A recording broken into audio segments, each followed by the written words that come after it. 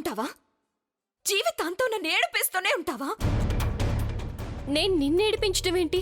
అవును, నువ్వు నన్ను ఏడిపించావు. నీ మంచితనంతో, నీ మానవత్వంతో, నీ త్యాగంతో నన్ను ఏడిపించావు. నీ మంచి మనసుతో నన్ను కన్నీరు పెట్టించావు.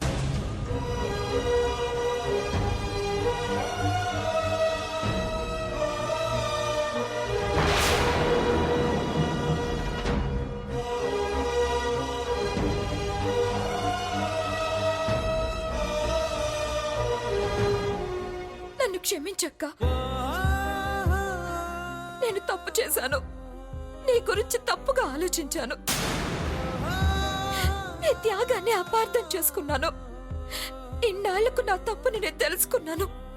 నీకు క్షమాపణ చెప్పడానికి వచ్చానక్క. ఇందు లే.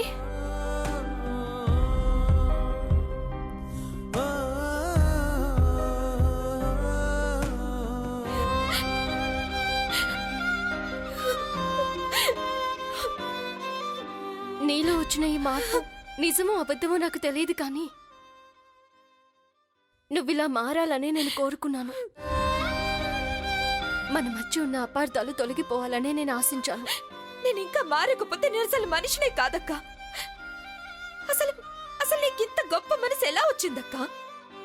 బహుశా ఆ రాజావారు రాజ్యలక్ష్మి గారి రక్తంలోనే మంచితనం, మానవత్వం, ఓర్పు, సహనం నీకొచ్చుంటాయి. అందుకే నిన్నెన్నిసార్లు ఎన్ని రకాలుగా అవమానించినా, అనుమానించినా బాధపడుతూ భరించావే తప్ప నన్నొక్క మాట కూడా అనలేదు.